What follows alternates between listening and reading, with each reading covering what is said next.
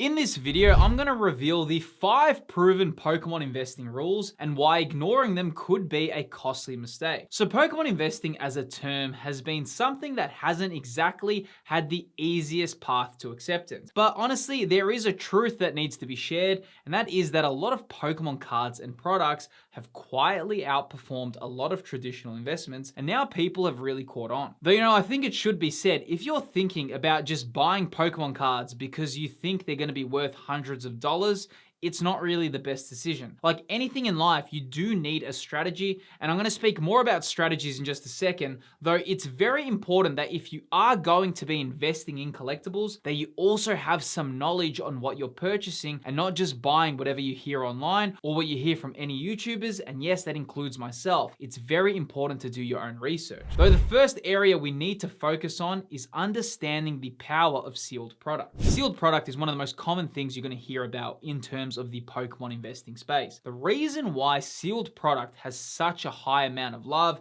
and the reason why everyone says, hey, sealed is the way to go, is because when you look at the performance of Pokemon singles versus sealed, something very interesting happens. When we're talking about Pokemon singles, singles have high volatility. Now, what that means is that Pokemon singles can have huge spikes in price, but also they're very susceptible to dropping like a pin. This happens way more often than you expect. Some Pokemon cards out of nowhere just boom out the floodgate, and then a few months later, they just drop like a pin, and honestly, you just need to ride the wave. Now, if you do like collecting singles, they're great if you like them in your collection. But if you're kind of just buying singles and you think they're gonna rise in price, that is not the game to be playing, because you're just gonna be looking at that and looking at the prices and being like, oh, it's not going up, it's not going down. So that's why you really need to pace yourself and kind of consider, what are you actually purchasing? Because if you're buying singles, I personally feel they should more tick the collection category, because you should love what you're buying. If you're buying singles for the fact that they're all just going to go up in price, you may tend to start hating this hobby, because it really shouldn't be enjoyed like that. Then when we look at sealed product, now why sealed is so interesting is because even if the chase cards of that particular sealed set start going down in price, the sealed doesn't have any dips in value. In fact, sealed usually just holds in the market or just very steadily increases. Now, I'm definitely not saying that this always happens, but if we look at most sealed sets' historical performance, they usually perform like that. Very slow, very gradual rises in the market. Now, another thing that you gotta remember as well, sealed product has a base point in the market and singles don't. When you buy a sealed product, you know you've bought that at retail price. You kind of always know that it has a base point in the market. Singles don't have that, and that's why a lot of people prefer buying sealed, because it has those rules about it. Now, there also is another truth that some people don't like holding onto a lot of sealed. I'm personally one of those people that don't like holding onto heaps of sealed product, because I kind of feel it ruins the experience of collecting. I like having a little bit of a balance when it comes to it. It's actually really interesting because I was watching Dragon Ball with my daughter the other day. Not Dragon Ball Z, the OG from Akira Toriyama, the actual first, which was just Dragon Ball before Super Saiyan or anything got released. And it was in Saga 5, the Red Ribbon Saga. And one of the characters, Bora, was teaching his son how to fish. And his son was just a kid, and his son said, hey, dad, I want to catch all the fish in the lake. And Bora then explains to his son, we should never actually take more than what we need. And I kind of drew a lot into Pokemon and how it kind of works, because currently we have a lot of people that are taking far more than they need. And that's why with sealed, I kind of feel like a lot of people overindulge in it and just buy way more than they actually need. Sure, if you have 1 or 2 sealed products, that's great. But a lot of people will buy stacks of this, and I'm talking fill their closets with just endless amounts of sealed product. And personally, when that happens, it kind of makes me feel like you start losing the heart of collecting. I kind of feel like a lot of us who enjoy collecting today also collected when we were younger. And I don't think anyone kind of thought, hey, I just want to be holding cases and cases of product. Like I said, it does start losing that kind of magical effect. Now, the second key area to ensure your Pokemon investments have long-term success is make sure you do your own research before you buy. This means searching the pull rates, and this also includes searching the differences between regions and markets. For example, some Pokemon cards perform well in certain languages, and just because a card is popular in an English set does not mean it will be popular popular in a Japanese set and vice versa. But also, it's important to understand that there's a difference. And when you do this research,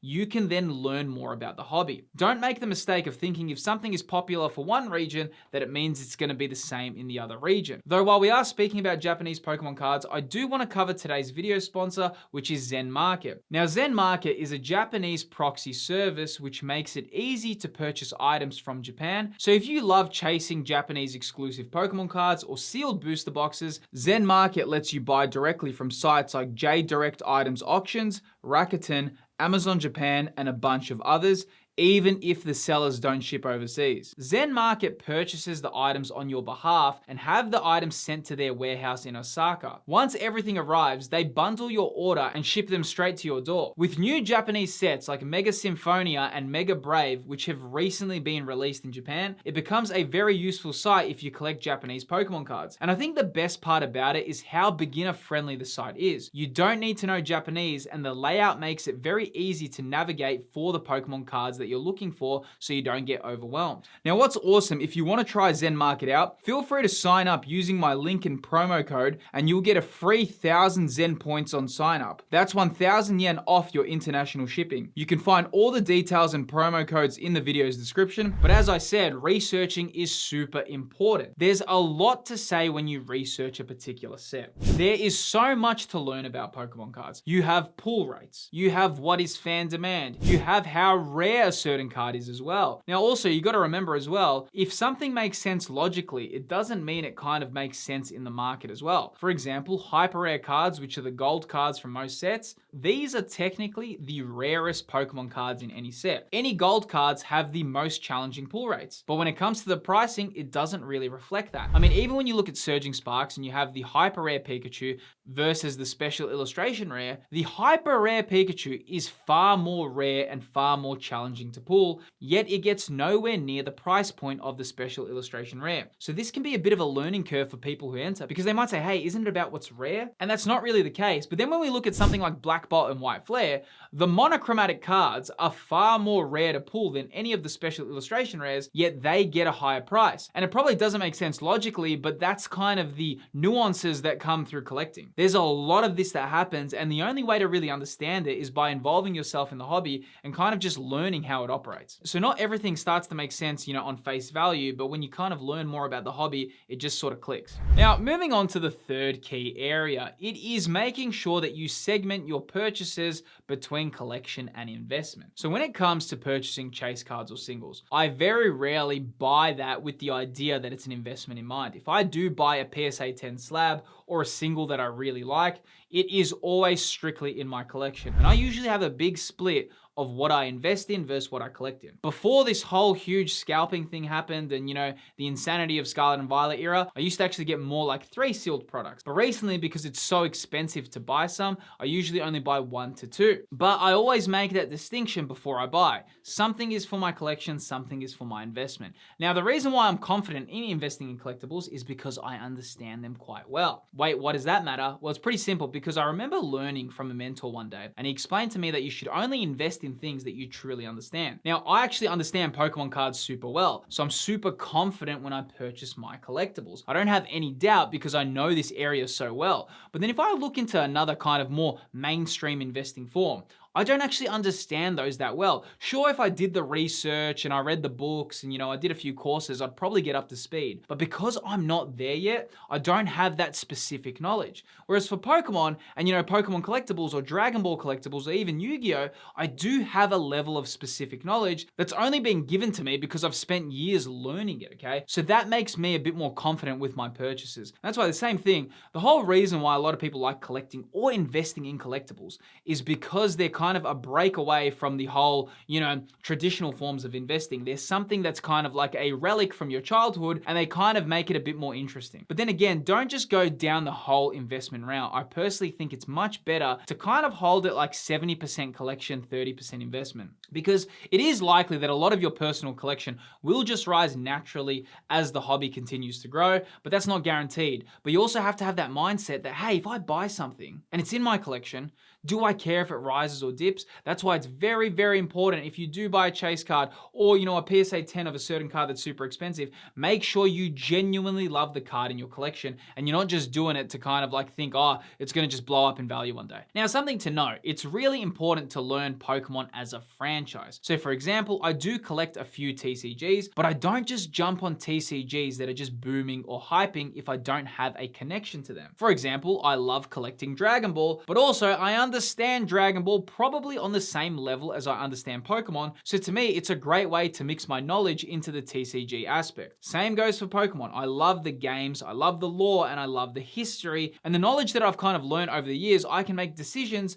based on the actual gaming history and the facts which make the collecting experience much better. And if you are interested in learning some awesome Pokemon gaming history, I do have a second channel where I cover a lot of those topics and it's called Philip's Trick Room. You can find the details for the channel in the video's description. Now, the fourth key area is make sure to purchase the cards that you are chasing rather than opening packs to try pull them yourself. Now, that may sound like common sense, but like, a lot of people say, common sense isn't that common. And a big thing that a lot of collectors do, and probably a lot of you watching right now, is you try open the packs to get the chase cards. Now, I'm not gonna give you a whole spiel on pull rates and, your percentages and your chances, but I will just tell you something very simple right now, is that you have far harder chances pulling the card you want rather than buying it yourself. In fact, when you look at the price of a sealed booster box versus the chase card, it is very unlikely that you're gonna pull a chase card or any of the top chase cards if you open a set, whereas at least if you spent that money, you would have acquired the card that you want. Now again, sometimes people take these to extremes. That doesn't mean don't open any packs,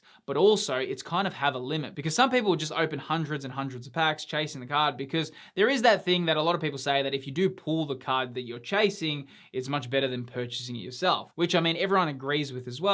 But at the same time, the cost of the hobby has really grown. In fact, it's doubled within the last year alone. Last year, I was buying booster boxes for half the price that I need to buy a booster box today. So if you are opening a lot of these cards, trying to chase them yourself, I really recommend have a bit of a structure of how many you're going to open and then kind of buy the rest yourself. So it's really common back in the day though. This advice has changed because like I said, the cost of the hobby has changed, but it used to be common advice, open 2 to 3 booster boxes and then purchase the singles for your master set yourself. Now, like I said, that's when booster boxes were a little bit cheaper than they were today, but still you can take that same advice on a smaller scale. You can maybe buy 1 booster box and maybe a booster bundle, and then all the other cards that you want yourself, you can do a long-term project to purchase them. Another thing you got to realize as well, if you do want to buy a master set of a particular set, it's good to have a long kind of stretched out goal that extends past the year rather than saying, hey, I'm going to buy the set, when it releases. If you tried to get a master set of Surging Sparks in the first month of release, you would have paid way more money trying to do that rather than trying to now do a master set of Surging Sparks when it's like 8 or 9 months later. And that's why being patient and knowing when to buy is also important. But then again, you will sometimes make missteps because sometimes waiting too long, you will also see cards rise in price, but it's all about having journey and just enjoying the hobby. You literally cannot collect every card. There is too many cards in this hobby. There is too many sets, too many regions. It becomes very difficult if you're just trying to tick every box. That's why try find your own lane and just enjoy what you do. And the final point at number 5, don't justify your spending for Pokemon cards as a disguise of an investment. Now, the reason why I'm telling you this is because, hey, this is what I used to do. I used to buy, some sealed product or, even rip packs and say, oh, it's okay because I know these cards will one day rise in value. Now, I actually learned my lesson because just because some Pokemon cards rise in price doesn't mean all of them do as well. There's certain cards that rise and there's some that never will. And of course, if you're opening packs and just getting a bunch of bulk, that's pretty much just a lot of waste that you're having. And, it's very unlikely that you're going to be able to sell that one day either. One thing I know about this hobby is it is very enjoyable. You can build a huge community. There's so many people do it. There's card shows. There's so many amazing things. But then again, you just want to be pragmatic when you do this. Like I mentioned before, it's about finding that nice balance of what you enjoy versus how much you like spending. Now, if you can find that balance, that's when you really start enjoying the hobby. I didn't have that balance before. A few years ago, it was kind of out of my favor. I was spending far too much on the hobby rather than enjoying it. Now, especially this year, because I've got different life goals, I still purchase Pokemon cards, but it is far less than what I was purchasing before. But that's kind of because I've gone through a big lesson. And I know it may sound strange, but I've almost learnt how to collect. And I know that sounds a bit weird, but you do need to learn how to collect as well, because it isn't like when you were kids. Because when we were kids, you could just buy any card you want. You'd probably be happy with any holo. But now as adults, we have a lot of different expectations. You know, we have a lot of different things that we want. We now research the cards. We have so much kind of news and what's available. I mean, when I used to open my old packs, I wouldn't even know what's inside all the packs. When I was opening Neo Genesis, I knew there was a Lugia in there, but I wouldn't know all the holos. Whereas today, if I'm opening Destined Rivals, I know every single chase card and every single illustration rare within the set, and I even know the gold rares and I know the pull rates. You know, we've become so information heavy with what we're opening, and that's kind of made it a bit more interesting when you open a pack, because if you do pull something, you know the value, but at the same time, it's about finding that balance. Though while speaking about this, I know a lot of collectors wonder how to collect Pokemon cards on a budget, and I do reveal the answer to that here. In this video that's appearing on screen, I go over how to actually collect Pokemon cards on a budget. If you love collecting and you're a big fan of building a collection, then click the video that's appearing on screen, because it will be your obvious next choice. I'll see you on the next video. Don't forget to subscribe to the channel, and I'll see you there.